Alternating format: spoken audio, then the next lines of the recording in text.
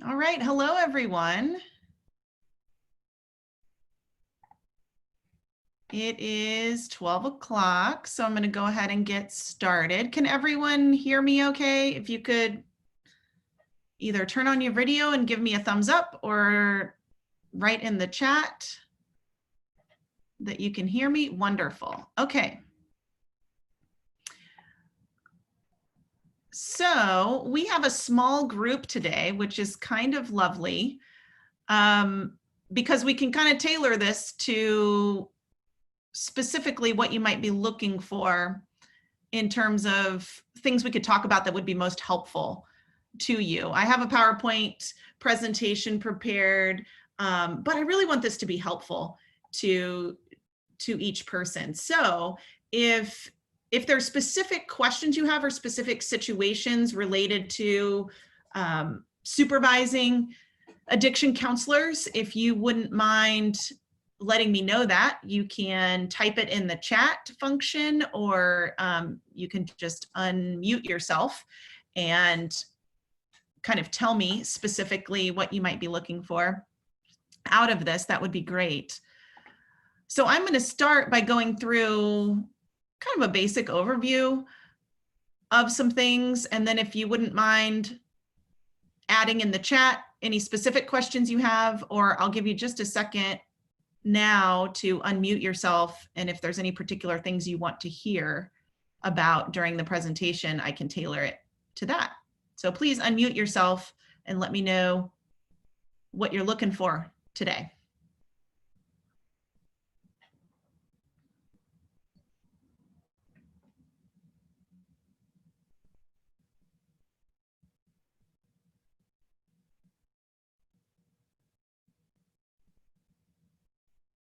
Okay, great. Kent, you put in the chat, issues in supervising somewhat older or non-college age counselors. Okay, great. I think I can address that.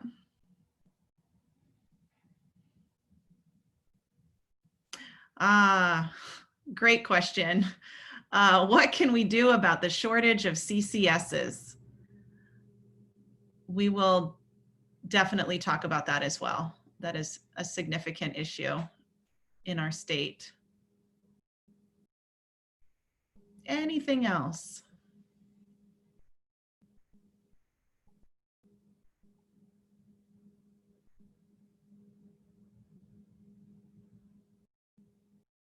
So what I would love is for this to be as interactive as possible. You don't necessarily have to show me your face if you don't want to, but if you have questions along the way, please feel free to unmute yourself and just pipe up and ask a question. I am very informal when it comes to this, and since we have a small group, it's easier. We can kind of have more of a dialogue. So feel free to write things in the chat, questions or thoughts, and or unmute yourself, and feel free to interrupt. So I don't mind that at all.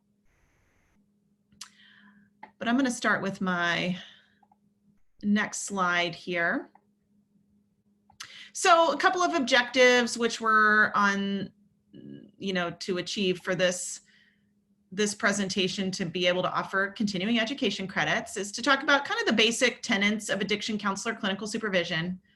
Talk a little bit about developmental levels of supervisees and what we need to kind of cover, or the tasks that we need to pay attention to as supervisors in each one of those developmental levels. And then to talk about some common ethical pitfalls that we're going to deal with as supervisors. Those are the main topics we're going to cover today. So let's talk about the basics. So we have this concept of administrative supervision, and then we have clinical supervision. So in my mind, the way I differentiate these two, that I found to be a fairly easy way to differentiate them, is that administrative supervision is when I'm your boss.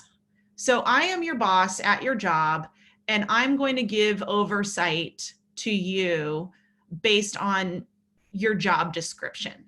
So the duties of your job description. So are you showing up on time? Are you meeting all the productivity requirements we have, whether that's writing clinical notes, doing assessments, how you spend your time, you know, all of those kinds of things. And I'm going to be implementing any policies and procedures from the organization, as well as holding you accountable as a supervisee to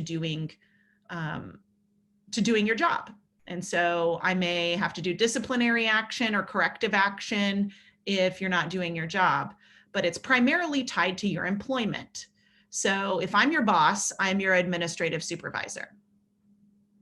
Now, as a clinical supervisor, that kind of scope would be more in line with how are they developing their clinical skills as a supervisee.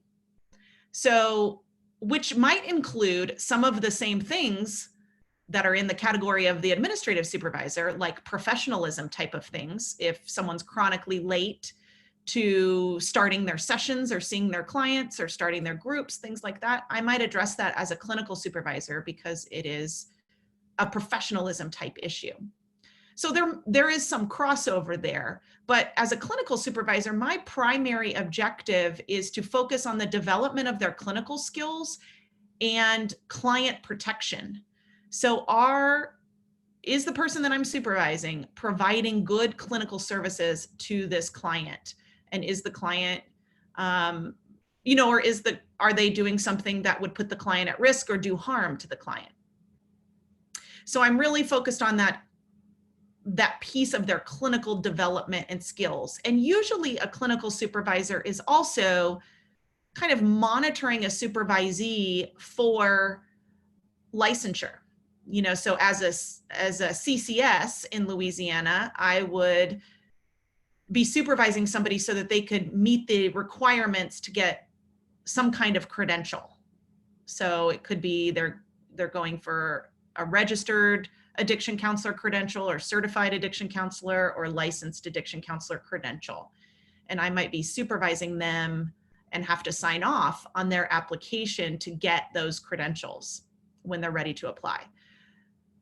So I may or may not be somebody's boss as a clinical supervisor. You don't really have to be their boss to be their clinical supervisor, but sometimes you may function in both roles. So you may supervise them as their boss or administratively, and then also clinically. And that can be a challenging situation at times. So we'll get to some of those kind of potentially challenging situations with functioning in both roles when we get to the ethical section. A second basic tenet of supervision is documenting it. So as a clinical supervisor, and the point of this webinar today is to focus more on the clinical supervision aspects. So while I'll touch on administrative stuff, our real focus is clinical supervision. So as a clinical supervisor, I should be documenting the supervision that I'm providing. So I want to document, it doesn't have to be real elaborate documentation, but I want to document the date, the time that I spent with the supervisee. So was it an hour session? Was it an individual session, or did I supervise them in a group with some other supervisees? I want to document those things. And then I want to document the content. So what are the topics that we covered in supervision? Also, I want to document if I gave them any homework to do or tasks to do, or skills to practice, readings, you know, that I wanted them to read, any particular textbooks or journal articles or do research in a particular area. I want to document what I asked them to do. And then I also want to document if I had any kind of concerns about what they brought up in supervision, and if I told them to do something about that. So for example, if somebody brings up an ethical issue, like a client asked for their personal cell phone number. So a client asked for my supervisee's personal cell phone number, and I told my supervisee not to give out their personal cell phone number. I want to document that I told them not to do that. So that it's clear if later the supervisee does do the thing I told them not to do, I have documentation that I told them not to do that. And if there's any, kind of fallout from that situation, then I have it documented that we talked about this in supervision and here's what I told them to do. So it's kind of any of those ethical situations or boundary related issues, ethical concerns that you have. You want to document how you advised your supervisee to proceed in your documentation of that supervision session. So you can refer back to it, particularly if the supervisee says things like, oh, I don't remember us talking about that. Then you can refer back to your notes and say, oh, on, December 2nd, we talked about this and here's what I advised you to do.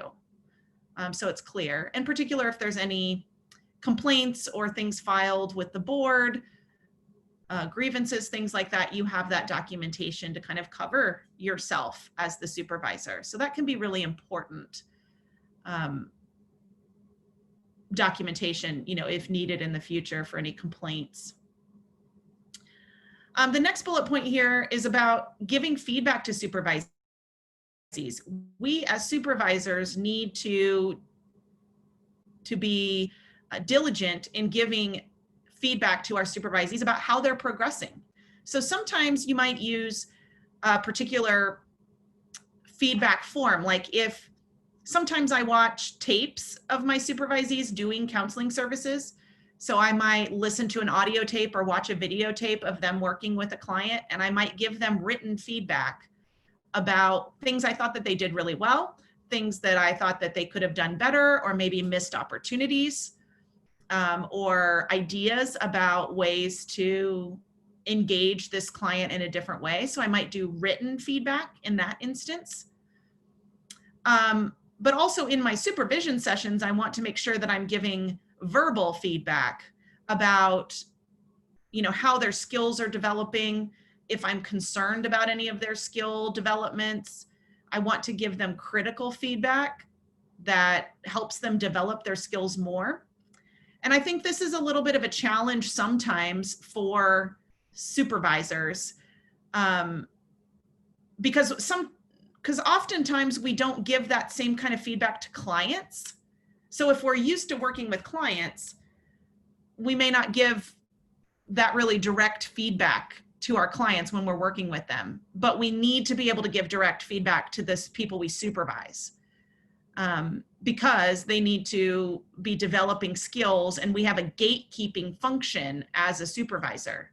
So we want to make sure that the people that we are supervising are competent to practice and providing good services, quality services to clients, and that they are, they're ready to be licensed or to achieve the credential that we are supervising them to achieve. Because eventually we're going to have to sign a form that's turned into the board that says we sign off on them getting this credential. And so if we don't feel comfortable signing off on that, our supervisees need to know why, and we need to have been giving feedback throughout the supervision so that it's not a surprise to the supervisees if we're not ready to sign off on that form for them to get their credential. And so that kind of goes right into the next bullet point of evaluation. We need to be providing evaluative feedback to our supervisees on, and sometimes we can use formal evaluation tools. Like there are tons of kind of competency scales and evaluations that we can utilize. If you just Google counselor evaluation or addiction counselor evaluation tools, you will see a plethora of options, and you can choose to use those formal tools where you are kind of rating your supervisee, and some of them include the supervisee doing a self-evaluation where they're rating themselves, and then you can kind of compare those ratings. I've used those at times, but what I use more often than not is I use whatever I'm going to have to evaluate them on for the board. I want to evaluate them on those topic areas or those skills throughout supervision.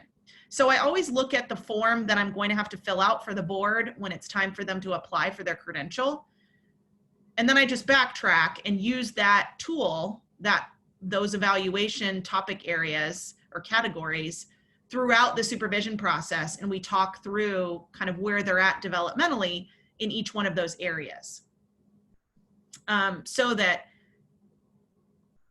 they know what they're going to be evaluated on at the end of supervision, and they're prepared for whatever I'm going to say on that final form that gets sent to the board when they're ready to get their credential or apply for their credential. Questions about any of that? Is that all making sense?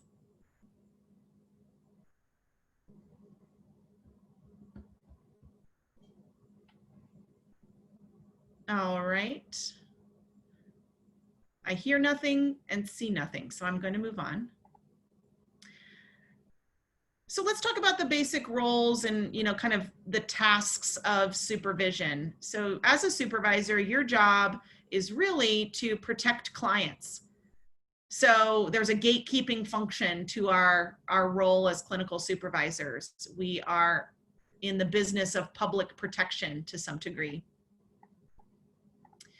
And we are an extension of the licensure board, and the licensure board's role is to protect clients and protect the public.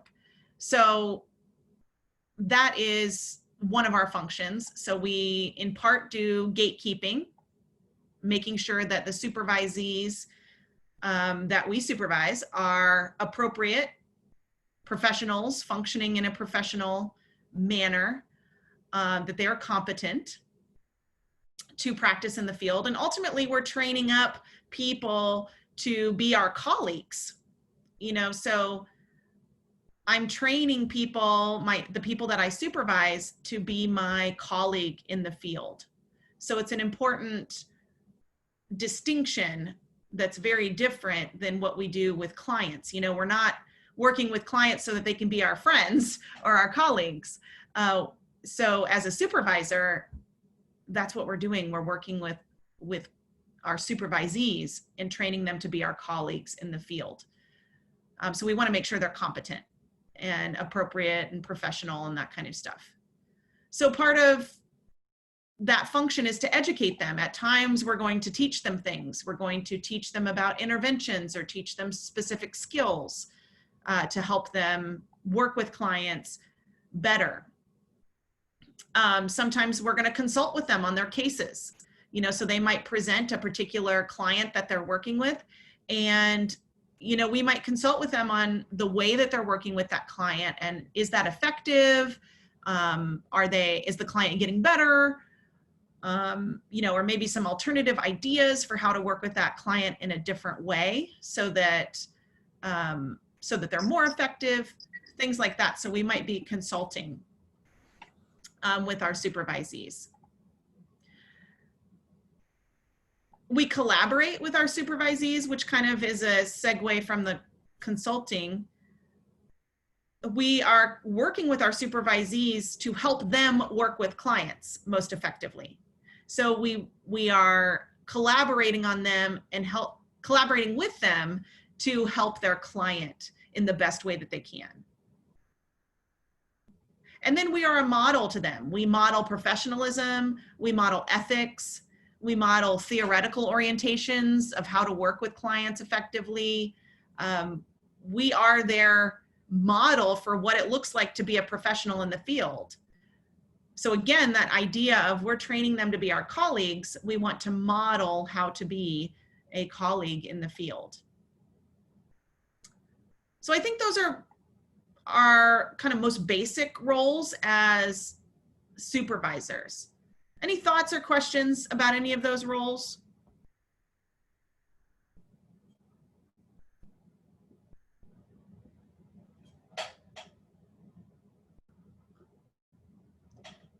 Okay. Okay, so I have some poll questions, and I've never used this function before, so this is the first time. I'm hoping it works. But I'm launching 2 questions. So it should pop up on your screen. And if you have a pop-up blocker on your computer, then you may not see the poll questions. So you might have to adjust the settings on your computer. So I'm hoping that you'll see these questions any minute now.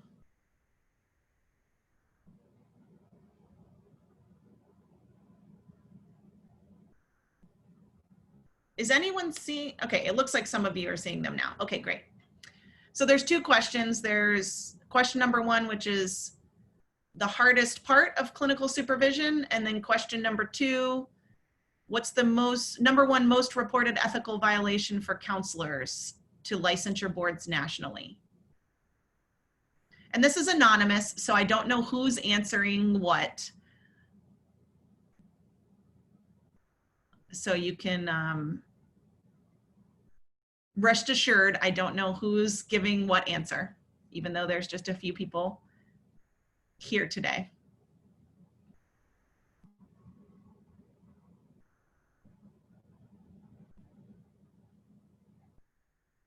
Okay. Is anybody not seeing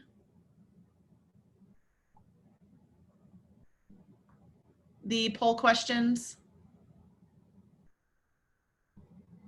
If you've joined by phone only and are not on the video part, you won't see it. But it looks like I've got most people answering. Okay, great. So I'm going to end the poll and show you the results. Okay, so I'm sharing the results right now. So the hardest part of clinical supervision, providing critical feedback to the supervisee, and gatekeeping were the top 2. Great. Absolutely. Providing critical feedback, I think, is one of the most challenging roles that we have as supervisors. And that kind of goes right into the gatekeeping issue, because sometimes we have to kind of put a stop to some supervisees who are problematic and shouldn't be in the field. You know, we have to kind of keep them, those kinds of supervisees, from harming clients. So certainly that's a challenge. And then for poll question number 2, which we're going to talk about in a little while, the number 1 most reported ethical violation for counselors to licensure boards nationally. Now, this is not just addiction counselors. This is also other mental health professionals like LPCs and social workers across the board. It is inappropriate sexual relationships with clients. So those of you that answered that, you are absolutely right. The second and third kind of are even there, but letting a license or credential lapse is a second most reported, as well as violation of client confidentiality. So those 2 kind of are second and third, but they're really close. So even though having an inappropriate sexual relationship with clients is directly a violation of our code of ethics and licensure rules, it is still, it still happens.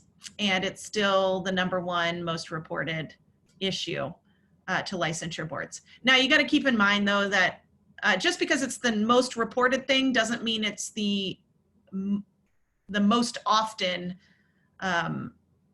ethical violation that happens in the field. It's just the one that gets reported to the board most often because it's one of the most egregious and the most clear cut. So there's plenty of other ethical issues that come up all the time that don't ever get reported to a board. So you got to keep that in mind.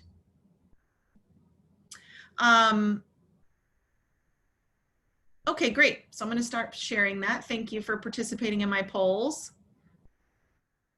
I thought that was a cool feature in Zoom. So let's talk a little bit about the phases of supervision. And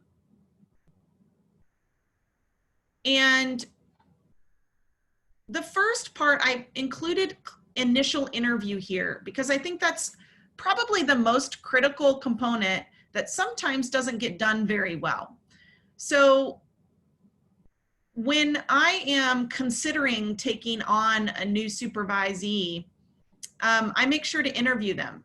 So even though there might be a kind of perk at your place of employment where you could supervise people that work at the agency and they can get free supervision, and those hours would count towards their licensure, I would really caution all supervisors to still do an interview to make sure it's a good fit for you as the supervisor to take on this supervisee. And I ask a lot of questions about, I kind of give them little case scenarios, just like you would in an interview for a job. You might give them a little scenario that's like, what would you do in this situation with a client? And get a good understanding about kind of where they're at in their clinical progression of skills, and just kind of naturally, what's their understanding of ethics? What's their understanding of when is it a good time to reach out to your supervisor to ask for guidance? So I can see it, really, I'm assessing their decision-making skills, because as a supervisor, we really have to trust our supervisees to make good decisions in the moment when we're not around, because we can't be around them 24/7. And sometimes we may not work at the same location that our supervisees are at. So we have to trust that they can make good decisions, or that they know to reach out to us when they need to. So I like to start that assessment at the initial interview and ask lots of questions around, just their understanding of their role as a supervisee, what the supervision relationship is going to look like, what my expectations are. I have a supervisory contract, so I go over the elements of the contract, which you're not required to do necessarily. You might have to sign documents with the board stating that you're agreeing to supervise this person. But I always have a separate contract with them. So I want to go over all of those elements of the contract in the initial interview so that they understand what my expectations are, and make sure that they can abide by those.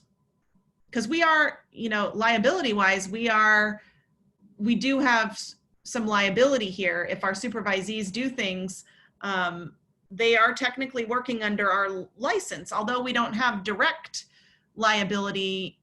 In some circumstances, we have vicarious liability. So we do need to take it seriously that if our supervisees are doing things that we're not aware of or not, are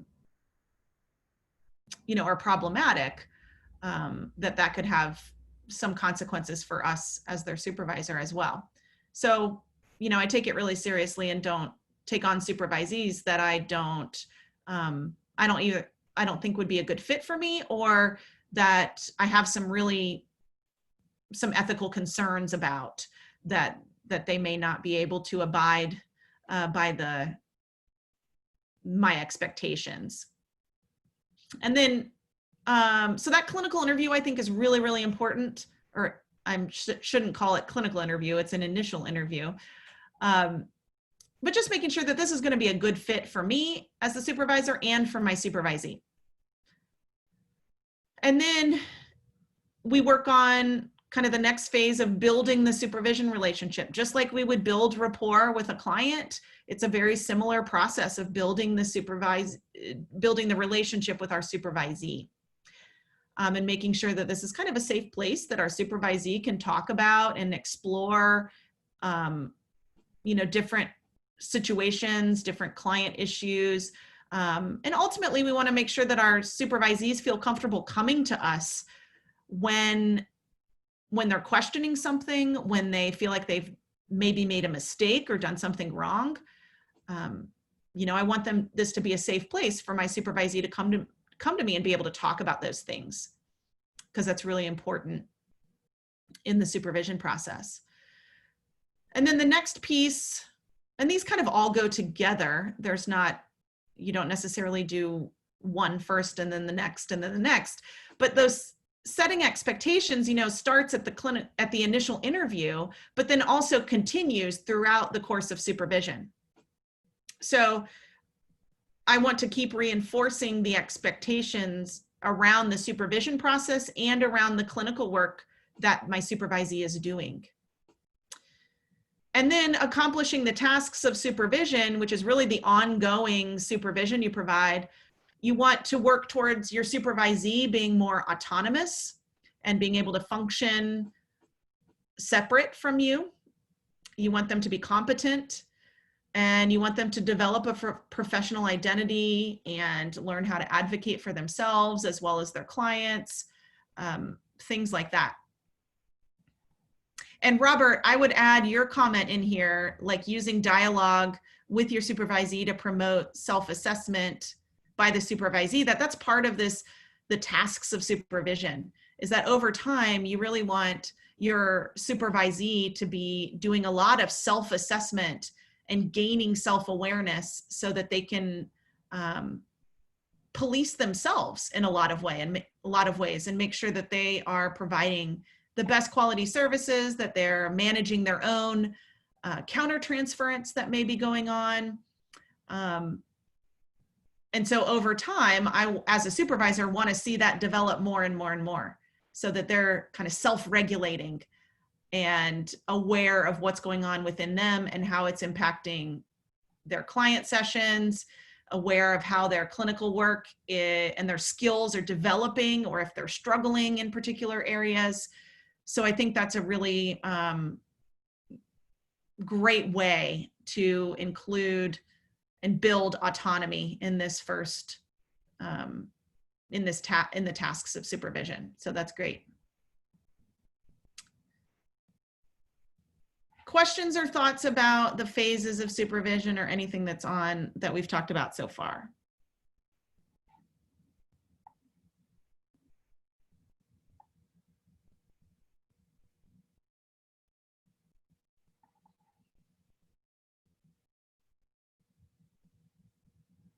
All right, I'm hearing nothing and seeing nothing, so I'm continuing to move. I like to show this particular slide to my new supervisees because it illustrates my expectations and how they differ frequently from my supervisees' expectations.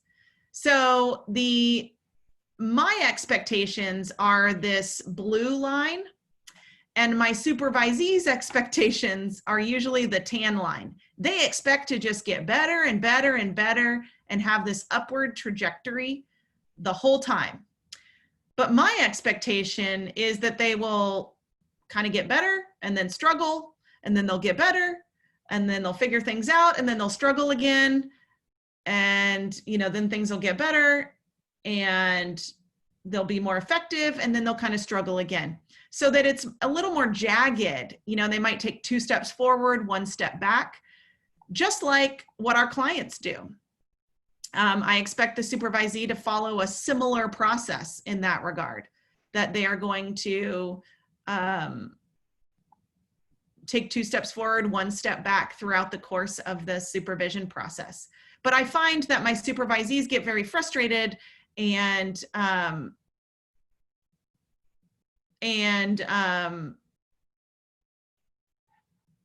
you know, they get very discouraged at times that they're not progressing as fast, or their skills aren't developing as fast. And so I find myself periodically having to remind them of this graphic, that this is how people change. It's kind of this 2 steps forward, 1 step back. You get better in an area and then struggle, and get better and then struggle. And that's normal. And that's the expectation. So I find that I have to remind my supervisees of that pretty frequently. Oh, and thanks, Kent, for that chat, that you are not really Robert, you're Kent. So I will remember that for the rest of this. So I find, Kent, speaking of your question earlier about issues supervising older or non-college age counselors, that sometimes this graphic can help them too, because I find that my older supervisees that have had a lot more life experience, they have this idea that they think they should know how to be a counselor or how to be a good counselor because they've had this life experience. And it's because they're kind of out of the, oftentimes it's been a while since they've been in school, where you're getting constant feedback about assignments or about the work that you're doing. You know, people who are in school or have recently been in school are kind of used to getting that feedback.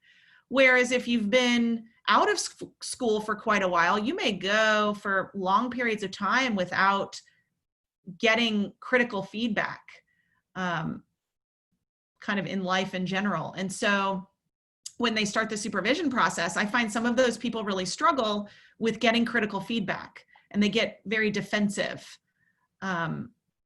because they're kind of out of the habit of getting it. So I find that showing this graphic to them and talking through what my expectations are versus probably what their expectations are can be really helpful for the older population or older supervisee that's not in the college age and used to, you know, the college or the education environment where they're constantly getting feedback. So this might be a useful tool there. So sometimes I find my supervisees that are a little older are like, oh, I know this, I know that, and they almost have a little chip on their shoulder, and I have to be a little bit more assertive in my supervision style, reminding them that this is a process of learning and that we are constantly learning throughout our career. You know, I still learn lots of new things every single day, and I'm not perfect. And the expectation is not that you're perfect, but that you continue to learn and you don't harm your clients. You know, so that's what we're working on. And then they can also kind of on the flip side be very self-critical and get discouraged, like you're saying in your chat, Kent, that they can get discouraged really easily just because learning new things is hard, and they're out of, you know, potentially out of practice because they're not in school anymore, where you're constantly being inundated with new ideas and concepts. So yeah, that can be a really big challenge. And so I like to use this graphic and refer back to it frequently with my supervisees, especially when they're in that moment of being really discouraged. And I say, remember, look at this graphic. Remember, we talked about this at the beginning, and I'm going to remind you of it now because my expectation of that is that you will struggle throughout.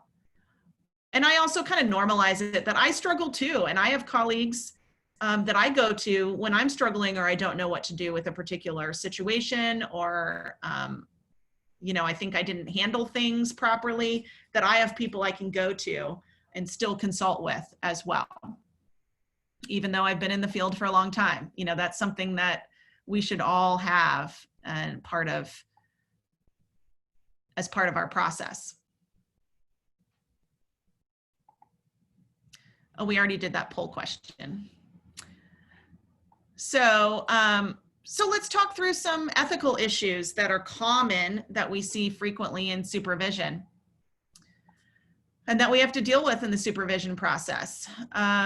Particularly in the addiction field, that's a little different from other mental health related fields, is we have a lot of supervisees and a lot of counselors in the field that are in recovery themselves, which is a wonderful asset. And that kind of helps us in the addiction field stand out a little different from other mental health related fields.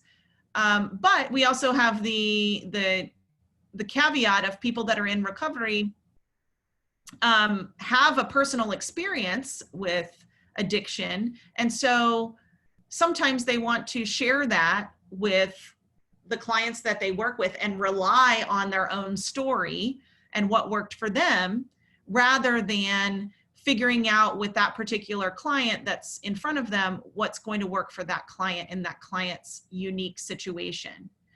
So I found I do a lot of work with my supervisees around avoiding self-disclosure and avoiding disclosing their story, particularly those people that have been like peer recovery coaches or peer support specialists, and they're transitioning into a counselor role. That can be a hard transition because as a peer support specialist, that is part of the job. That's what you do, is you kind of encourage clients through telling your story and helping them, that's your primary vehicle of helping them, of helping that particular person. Same thing for if somebody's been a sponsor and they're now transitioning and they've been in the 12-step fellowship and that whole kind of environment of sponsorship, and then they're trying to transition into being a counselor. Whereas a counselor is really about, it's not about me and telling my story, it's about listening to my client, hearing what's going on with my client and helping my client figure out what's going to be the best for them. But it has very little to do with me and my experience as a counselor. Whereas if I'm a sponsor, if I'm in the 12-step fellowship, if I'm a peer support coach or specialist, that is what I'm doing primarily, is kind of sharing my story and encouraging and providing hope for the person I'm working with in that role. So that can be a really difficult transition for people. And I see that quite a lot because being a counselor is just a completely different role than anything we do in the rest of our lives. So that can be a really challenging situation. And it really blurs the boundaries when we as counselors disclose a lot about ourselves and our own lives. It kind of puts the responsibility on the client to then they know a lot about us, and then they might not share things that they need to in counseling because they're worried about our reaction. Or if they know that we've had a similar experience, they may not want to share as much. It may shut them down. So it can have, even though we might be sharing and self-disclosing because we think it will help them, it frequently backfires rather than helping. And sometimes we don't even know that it backfires because the client will just stop coming, or they will just sort of stop sharing as much about a particular topic.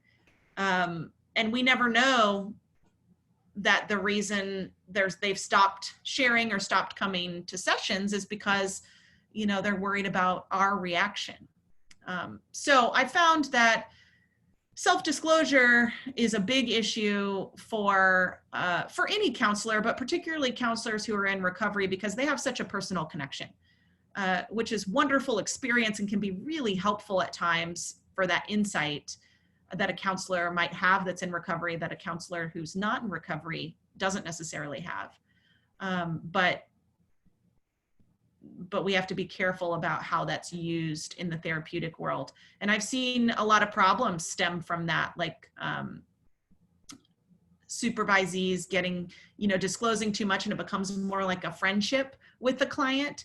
And then they end up having a lot of other boundary violations regarding kind of inappropriate relationships, not necessarily sexual, but just kind of blurring those boundaries between counselor and client and making it more like a friendship rather than the counselor being a little bit more objective and not having another relationship, not having a dual relationship with the client.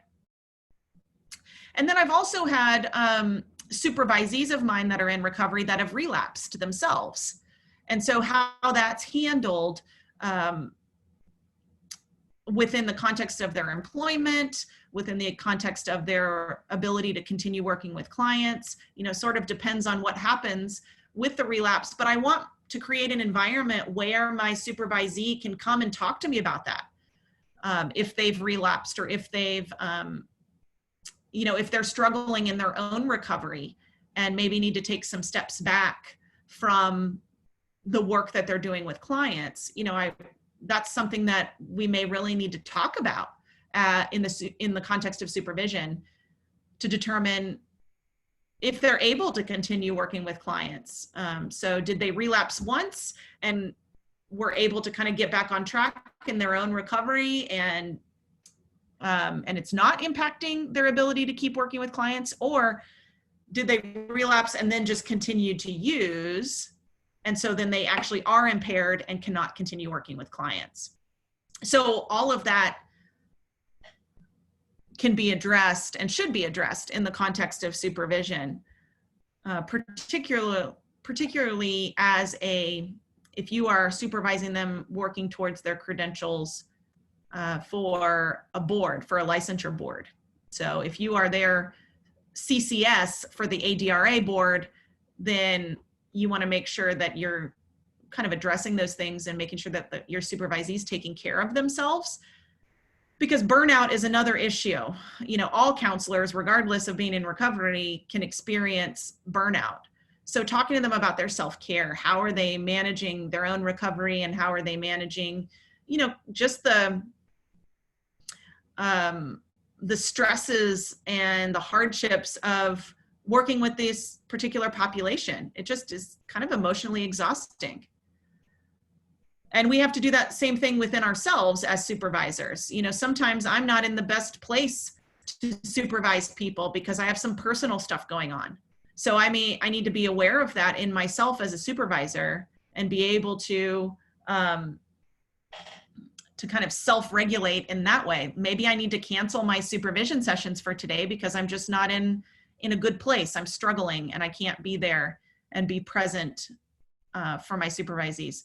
Or maybe I need to take a step back from supervising people because, right now I'm going through some things myself, and this is not a good time. I can't really be the best supervisor for people.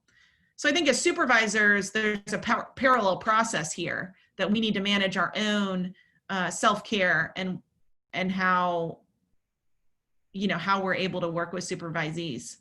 I've learned in the course of my career as a supervisor that I can't have more than 5 supervisees at any given time, because for me, that threshold of going to the 6th supervisee is just too much, because I'm spread myself too thin at that point. I have a lot of other responsibilities, and supervision is only one piece of what I do. And so I found that putting a limit on the number of supervisees that I have at any given time has been helpful to me. So even though the board will let me have more supervisees, I found that 5 is that magic number. If I stay under 5, then I'm good. But when I go over 5, that's when I start to not be the best supervisor. And I'm spread too thin, and I can't pay them the attention that they need, because they need me. They need me to be present and available and to be paying attention to them. And if I can't do that, then, it's my responsibility to take a step back.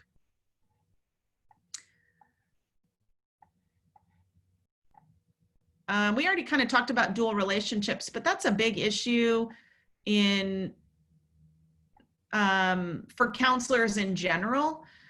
And in the addiction world, if you do have supervisees in recovery and they're going to 12-step meetings, and then clients that they might be seeing at work in their counselor role are also going to those same 12-step meetings, that can teeter on that line of dual relationships. So talking to supervisees who are in that type of, kind of have that experience about what they need to do and how they need to handle that, is going to be a recurring conversation.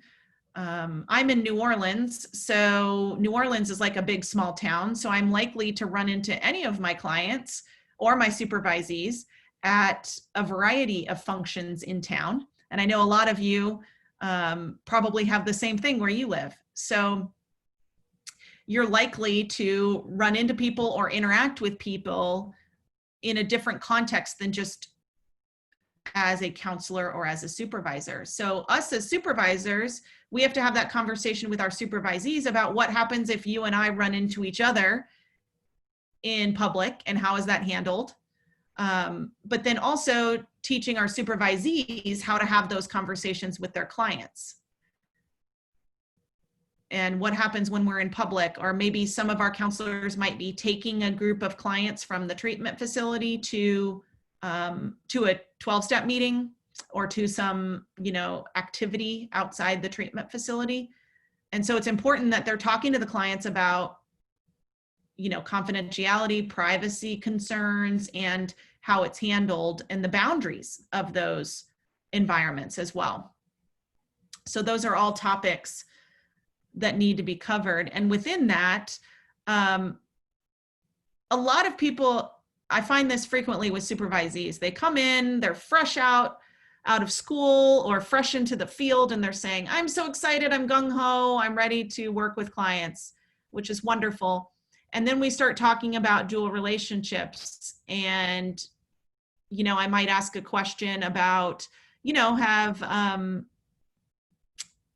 have you ever been attracted to a client or found a client attractive in some way? And they're like, oh my gosh, no, I could never look at my clients like that. I have no idea how anybody could ever sleep with their client. And then, we kind of start talking about boundaries and about it's not that a counselor walks into the office one day and says, I think I'll sleep with a client today. That is not something that happens. No one comes into the field thinking they're going to, have a sexual relationship with a client. Most people come into the field saying, I can't fathom ever doing that. And what happens over time is very small boundary crossings that lead to, over time, a more significant relationship happening. So it's not something that's just all of a sudden, it's something that happens over time.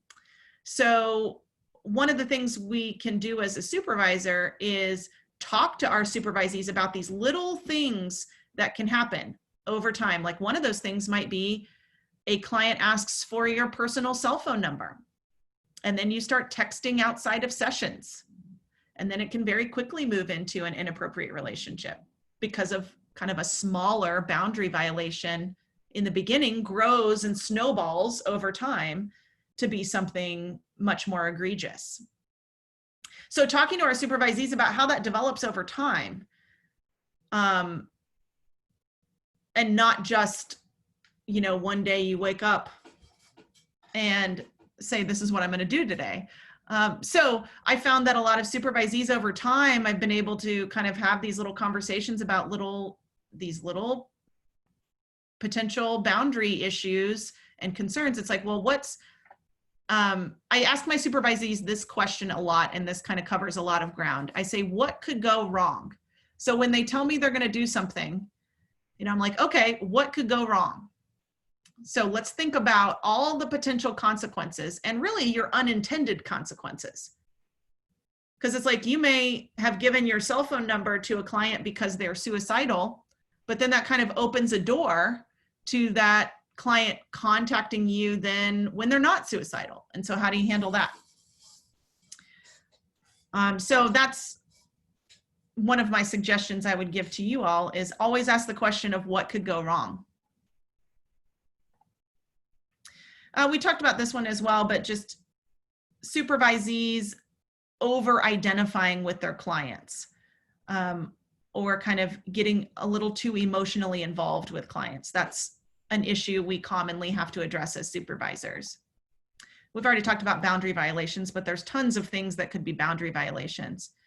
And it's important to kind of know, if you are not working at the facility that your supervisee is at, you want to know the policies and procedures and make sure that your supervisee knows the policies and procedures around how they are supposed to interact with clients at their facility. So oftentimes facilities will have rules about, how clients and counselors are to interact and what are the boundaries of those relationships. So it's important for you as a supervisor to know what those are as well. We've already talked about self-disclosure, but that's an issue. There's kind of some belief systems out there. The assumption that non-recovering counselors are not qualified to work in the field. That's something that if you have supervisees that are not in recovery themselves, they may experience kind